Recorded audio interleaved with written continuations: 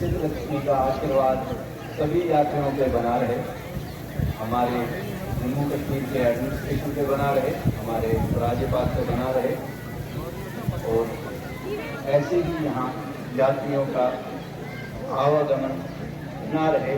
हर साल ये यात्रा 3 दिन 4 दिन बढ़ती रहे, ऐसी कामना करते हैं।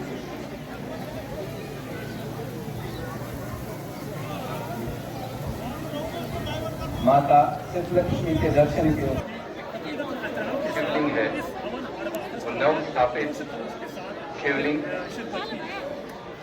माननीय उपराज्यपाल जी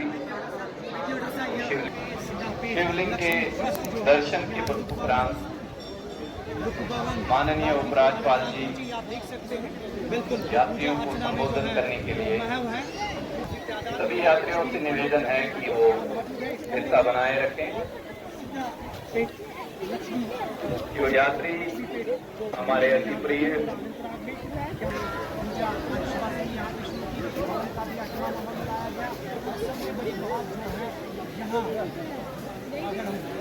माननीय हार्दिक स्वागत हमारे अति प्रिय माननीय मनोज सिन्हा जी का।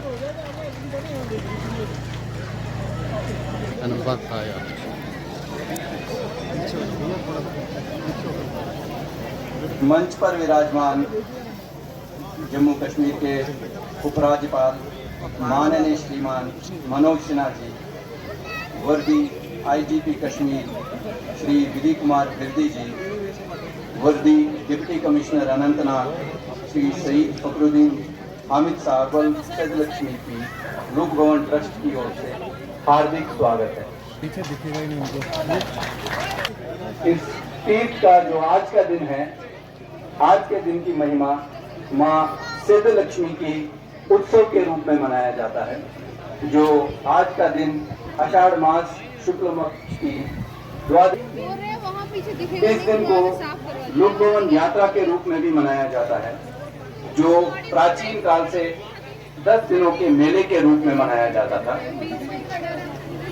इस तीर्थराज का विवरण नीलमत पुराण और राज ट्रस्टियों ने काफी कोशिश की थी कि मंदिर का रिवाइव करें, इसका पुनर्निर्माण करें।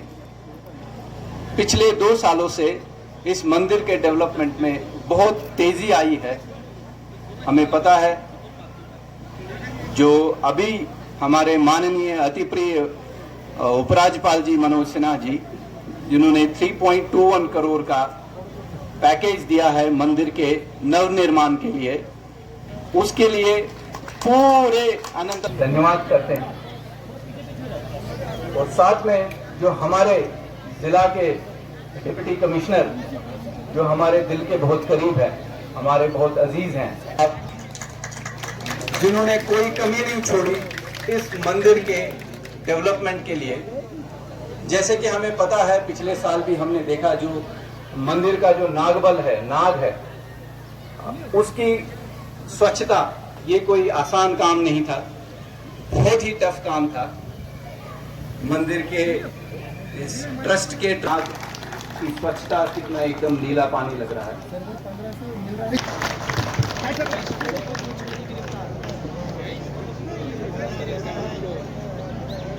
कश्मीर के पुलिस महानिरीक्षक श्री विधि कुमार बिरदी जी, उप पुलिस निरीक्षक दक्षिण कश्मीर श्री जावेद इकबाल मट्टू साहब, अनंतनाग के जिलाधिकारी डॉक्टर सैयद फखरुद्दीन हामिद साहब, यहाँ के वरिष्ठ पुलिस अधीक्षक अनंतनाग के श्री अमृतपाल सिंह जी, जम्मू कश्मीर प्रशासन के हमारे सभी सहयोगी, इस मंदिर के सभी ट्रस्टीगण, सम्मानित श्रद्धालु बहनों भाइयों और संचालक हमारे मित्र महात्मा जी, मैं हरवा उत्सव के पवित्र अवसर पर माता सिद्ध लक्ष्मी के चरणों में साष्टांग नमन करता हूँ। वार्षिक यज्ञ की पूर्ण आहुति में शामिल सभी श्रद्धालुओं तथा कल से आरंभ हो रही महाकाल यात्रा में शामिल हो रहे सभी तीर्थ यात्रियों को हृदय से शुभकामनाएं भी देता हूँ। मैं यहाँ के जिलाधिकारी, डिप्टी कमिश्नर और उनकी पूरी टीम को हृदय से बधाई देना चाहता हूँ। बड़ी शिद्दत और तन्मयता से गत वर्ष और आज में जो अंतर दिखाई पड़ रहा है, इसके लिए मैं समझता हूँ कि सबको डीसी अनंतनाग और उनकी पूरी टीम की सराहना करनी चाहिए। तीर्थराज लोक भवन हमारी अनमोल आध्यात्मिक सांस्कृतिक विरासत है और प्राचीन काल से हमारी भक्ति तथा आस्था का केंद्र भी है। यह अलौकिक संयोग है कि प्रत्येक वर्ष लगभग बाबा अमरनाथ की यात्रा के आसपास ही महाकाल की यात्रा भी शुरू होती है और पूरा एक महीना इस पावन धरती पर अध्यात्म की अविरल धारा बहती रहती है। हमारी सनातन संस्कृति में कहा गया है कि जिनसे समस्त भूतों की उत्पत्ति है एवं जो समस्त जग में व्याप्त हैं, उनकी आराधना से ही मोक्ष की प्राप्ति होती है। और इसीलिए यजुर्वेद में हमारे ऋषियों ने कहा, ईशावास्य मिदं सर्व यत् किंचित जगत्या जगत, अर्थात संसार में जो कुछ है सब परम पिता परमात्मा में ही लीन है। माता सिद्धलक्ष्मी और बाबा भोलेनाथ का दर्शन, वार्षिक हवन, यह सभी आयोजन समाज को स्मरण कराते हैं कि जो सब उसका है और उसके आशीर्वाद से हमारे कर्म भी ऐसे होने चाहिए कि उससे किसी भी मनुष्य की हानि न हो तथा समाज में सदैव अमन चैन और भाईचारा फैले। मित्रों, समाज के हर वर्ग के प्रति सद्भावना ही हवन और तीर्थ यात्रा का मुख्य संदेश होता है। पंथ के आधार पर, जाति के आधार पर या मजहब के आधार पर भेद समाप्त करना ही हवन और तीर्थ यात्रा का मुख्य उद्देश्य है। हमारी संस्कृति भी कहती है यज्ञ करने से व्यक्तिगत लाभ तो होता ही है, साथ ही समाज में समृद्धि आती है। बाबा अमरनाथ की तीर्थ यात्रा से भी हर श्रद्धालु जहां बाबा बर्फानी के आशीर्वाद से भर जाता है, वहीं वह सर्वधर्म समभाव का दूत बनकर वो अपने विचारों, वचनों और कार्यों से सच्चे अर्थों में बिना भेदभाव वाले समाज की स्थापना की कोशिश करता है। यह आध्यात्मिक विरासत के बारे में जागरूकता फैलाने का अवसर अब आ गया। जो अन्य धार्मिक परंपराओं के प्रति सहिष्णुता और स्वीकृति पर हमें जोर देने की आवश्यकता है। उन्हें एक ही परम सत्य की ओर ले जाने वाले विभिन्न मार्गों के रूप में भी देखा जाना चाहिए। हमें करुणा, निस्वार्थता तथा सभी प्राणियों में निहित दिव्यता का संदेश पूरे समाज में फैलाना चाहिए। हमें ज्यादा से ज्यादा नई पीढ़ी को इन आध्यात्मिक आयोजनों से जोड़ने की आवश्यकता है और उन्हें सभी के साथ सम्मान से पेश आने और एक न्यायपूर्ण और मानवीय गरिमा वाले समाज के निर्माण के लिए खुद को समर्पित करने के लिए प्रोत्साहित करना चाहिए। साथियों, विश्व में भारतवर्ष जैसा दूसरा कोई स्थान नहीं है जहां हर एक मजहब के लोग एक साथ समाज की चेतना को जागृत करने के लिए मिलकर कार्य करते हैं। अभी कल ही मुहर्रम का 10वां समाप्त हुआ है। पूरे कश्मीर में कहीं बाबा की यात्रा चल रही है, तो कहीं हवन चल रहा है, तो कहीं मुहर्रम का मातम मनाया जा रहा है।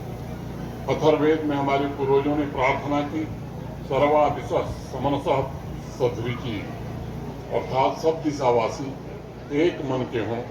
इस प्रार्थना को हम भारत के और जम्मू कश्मीर के कोने कोने में साक्षात साकार होते हुए देख रहे हैं। इस लोक भवन में, जिसे मैं पवित्रता और शांति का संगम मानता हूं, वहाँ हर एक श्रद्धालु आत्मा की पूर्णता की अनुभूति कर सकता है। यहाँ कोई भेदभाव नहीं है। यहाँ माता सिद्धलक्ष्मी के दरबार में सब एक मन के लोग हैं। यही एकता सनातन संस्कृति की सबसे बड़ी ताकत है।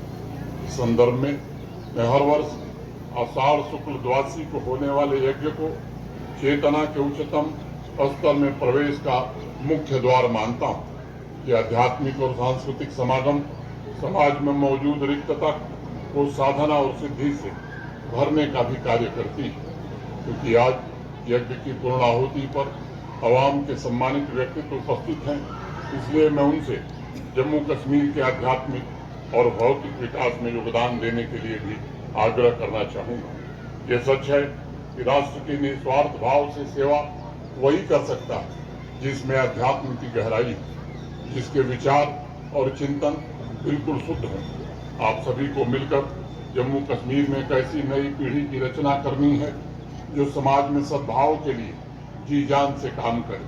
हमें समाज में ऐसी युवा पीढ़ी की रचना करनी है जिसमें आध्यात्मिक जागृति और आर्थिक विकास दोनों की क्षमता एक साथ मौजूद हो। मित्रों, हिंसा भारत का धर्म रहा है और आपको इस धरती पर पुनः उसी वातावरण को पैदा करने का हर प्रयत्न करने की आवश्यकता है। विकास, समृद्धि और सुख के प्रयासों में हमारी सबसे बड़ी ताकत आपसी भाईचारा। इसलिए मोहब्बत के आपसी बंधन को मजबूत करने के लिए हम सबको स्वयं को समर्थित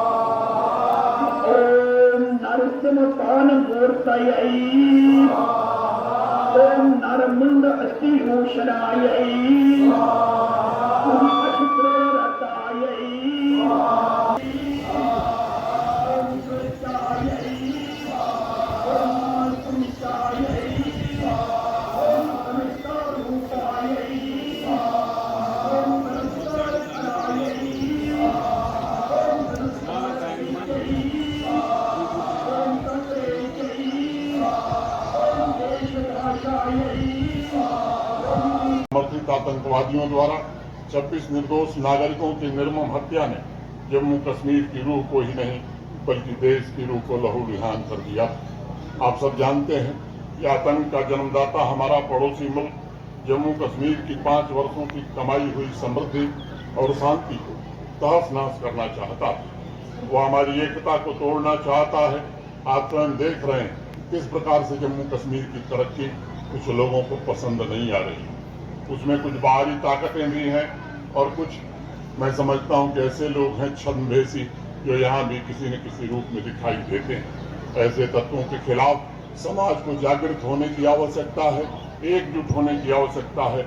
और मैं प्रबुद्ध वर्ग के सभी महानुभावों से निवेदन करूंगा कि इस आग्रह को आप स्वीकार करिए। पूरे समाज को एकजुट करके, चाहे वो बाहरी आदमी हो या भीतरी, इनके खिलाफ समाज में एक जागृति पैदा करने की आवश्यकता है। मैं जानता हूं जम्मू कश्मीर पुलिस और सुरक्षा बल जी तोड़ मेहनत कर रहे हैं कि यहाँ शांति स्थापित रहे। और मैं बार बार एक बात कहता हूं, विकास और समृद्धि तभी आएगी जब शांति रहेगी। जो लोग शांति के साथ खिलवाड़ करते हैं, आप मान लीजिए कि यहाँ की समृद्धि के दुश्मन हैं, यहाँ के विकास के दुश्मन। मैं एक बार पुनः माता सिद्धलक्ष्मी को हृदय से नमन करता हूँ। कल आयोजित हो रहे महाकाल यात्रा की आप सबको ढेर सारी अग्रिम शुभकामनाएं देते हुए मैं अपनी वाणी को यहीं विराम देता हूँ। बहुत बहुत धन्यवाद। जय हिंद, जय भारत।